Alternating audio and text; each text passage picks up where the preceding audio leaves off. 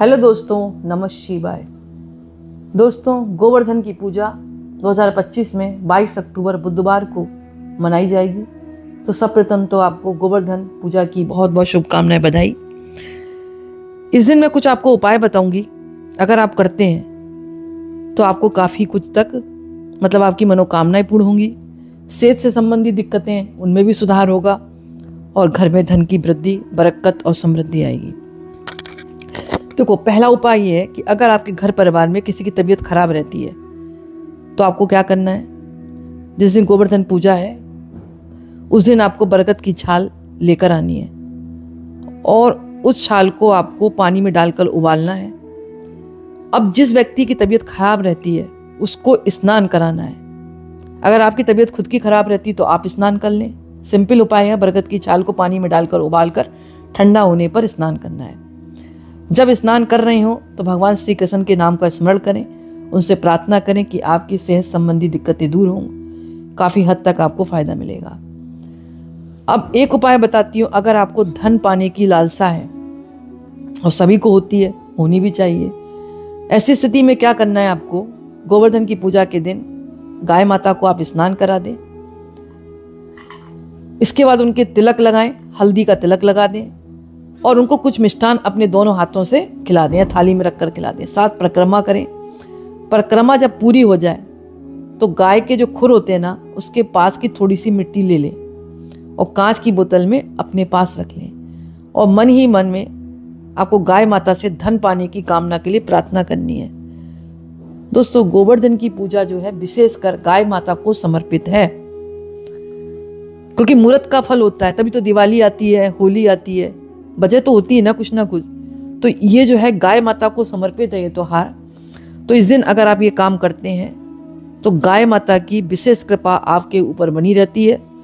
और जहाँ से मैंने उपाय लिया है या देखा है वहाँ तो ये लिखा है कि जीवन में धन की वर्षा होने लगती है अगर कोई व्यक्ति ये काम कर लेता है। गोवर्धन वाले दिन गाय के खुर के पास की मिट्टी को लेकर कांच की बोतल में अपने पास रखना है, लेकिन उससे पहले उनकी पूजा करनी है, डायरेक्ट नहीं उठाना है।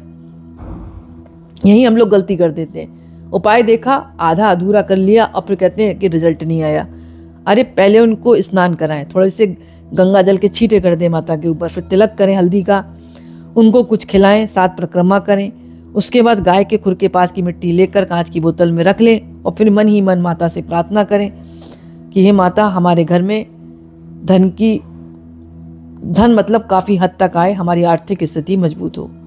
तो दोस्तों, इस उपाय में यहाँ तक ये भी कहा गया कि जीवन में धन की इतनी वर्षा होती है कि आपको धन की कमी नहीं रहेगी। इसके अलावा एक विशेष उपाय आप और कर सकते हैं। अगर आपके बच्चे की सेहत खराब रहती है, बच्चा बड़ा है, उसकी ना तो नौकरी लग रही है ना उसके जीवन में समृद्धि आ रही है, चावल के आटे की 3 चिड़िया बना लें। इसके बाद इन्हें एक पानी में उबाल लें, तीनों चिड़िया को एक पानी में। एक चिड़िया गाय को खिला दें। किसकी बनानी है? चावल के आटे की 3 चिड़िया पानी में उबालना है। एक चिड़िया गाय को खिला दें, दूसरी चिड़िया छत पर पक्षियों के लिए रख दें और तीसरी और आखिरी चिड़िया माता लक्ष्मी को अर्पित कर दें। ऐसा करने से कहा जाता है किस्मत साथ देने लगती है, घर परिवार की लोगों की सेहत और समृद्धि अच्छी रहती है। यह भी कहा जाता है अगर आपके काम बनते बनते बिगड़ जाते हैं या फिर कोई विशेष मनोकामना है तो गोवर्धन की पूजा के दिन बरगद के पेड़ की छाल ले लें और इसे कूट लें और पीपल के 5 पत्तों पर बराबर बराबर रख दें। बात समझ में आ रही है?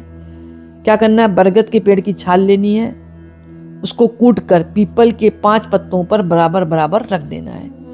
इसके बाद अपनी मनोकामना या बिगड़ते कार्यों को मनाने की प्रार्थना करनी है। जो आपके अड़चने आ रही हैं, बिगड़ रहे हैं काम, कि आपके ठीक प्रकार से काम हो।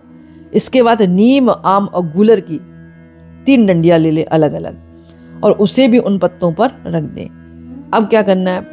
इसके बाद आपको 1 टुकड़ा कपूर और 6 लौंग लेकर पत्तों के सामने रख कर जला देना है। ऐसा करने से आपके जो कामों में अड़चने आ रही वो दूर होंगी, आपकी जो मनोकामना है वो पूर्ण होगी और आपको और भी चमत्कारिक लाभ होगा।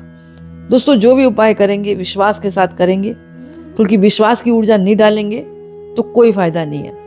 पूजा भी करते हैं, अगर उसमें हम समझेंगे भगवान नहीं है, कोई रिजल्ट नहीं मिलेगा। भगवान है तभी रिजल्ट मिलेगा। तो दिखावे के लिए पूजा ना करें, दिखावे के लिए पाठ ना करें। जो भी करें अंतरात्मा के साथ करें, सच्ची भक्ति करें, और कोई भी कार्य करें विश्वास के साथ करें, क्योंकि विश्वास ही ईश्वर है। मंदिर में जाते हो तो विश्वास के साथ जाते हो, ना मानो तो वो पत्थर है। इसलिए मैंने कहा विश्वास की ऊर्जा के साथ अगर मंदिर में जाओगे तो वहां भी परमात्मा मिलेगा। अगर विश्वास नहीं है, मंदिर चले गए, तो पत्थर के अलावा आपको कुछ नहीं मिलेगा।